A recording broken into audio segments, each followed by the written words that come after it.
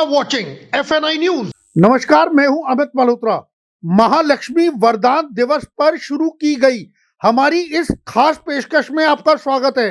अपनी पिछली वीडियो में मैंने आपको बताया था कि हम अपनी इस वीडियो में आपको मां लक्ष्मी द्वारा महाराजा अग्रसेन जी को दिए गए 3 वरदानों की कहानी बताएंगे। तो इसके बारे में जानते हैं अग्रवाल समाज की एक प्रमुख शख्सियत और समाज सेवी श्री बीपी गर्ग जी से।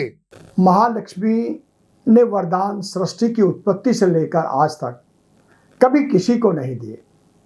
केवल और केवल महाराजा अग्रसेन जी को 3 बार महालक्ष्मी ने वरदान दिए।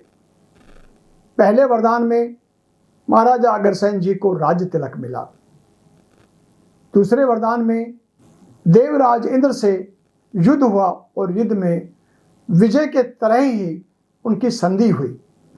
और तीसरे वरदान में महालक्ष्मी ने महाराजा अग्रसेन को उनकी वंशज जितने वंशज होंगे उन सब को जहाँ महालक्ष्मी की पूजा आरती होगी वहाँ महालक्ष्मी वास करेगी और वहाँ से कभी नहीं जाएगी। ये महालक्ष्मी ने वायदा किया।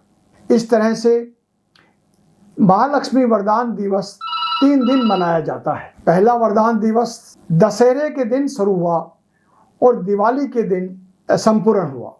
और दूसरा वरदान दिवस जब इंद्र से युद्ध हुआ उसके बाद शुरू हुआ और इंद्र से संधि तक उसके बाद इसका संपूर्ण हुआ।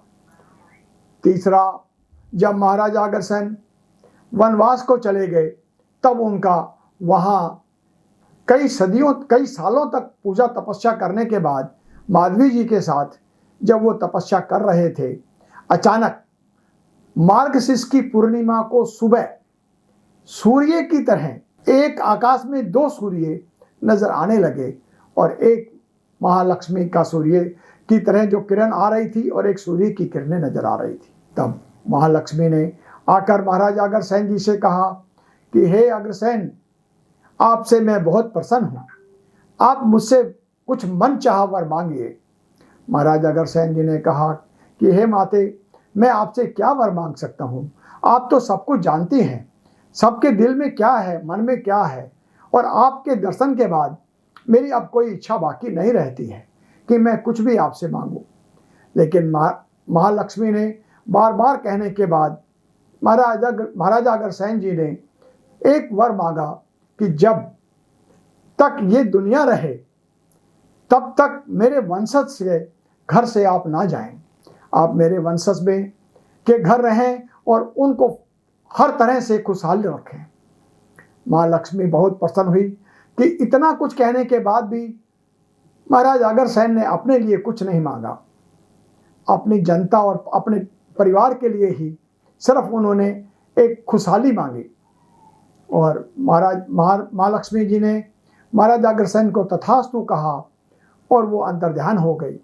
इस तरह से तीनों वरदान दे करके हम ये मान के चलते हैं कि महालक्ष्मी ने हमें 3 वरदान दिए हैं और तीनों वरदानों से अग्रवाल समाज और एक फलीभूति है। बहुत अच्छे, सिर्फ दुनिया की सबसे बड़ी ताकत अग्रवाल समाज के पास है। और आज हम देखते हैं जिस परिवार में महालक्ष्मी का पूजा पाठ होता है उस परिवार में महालक्ष्मी का वास रहता है। और इन सब चीज़ों को देखते हुए हमें इन वरदानों के हिसाब से अपनी महालक्ष्मी की पूजा अर्चना चालू रखनी चाहिए। हमारी महालक्ष्मी कुलदेवी भी हैं, जिसकी कुलदेवी, हर इंसान को अपनी कुलदेवी की पूजा करनी चाहिए। हर साल एक बार कुलदेवी के धाम जरूर जाना चाहिए, ऐसा मेरा मानना है।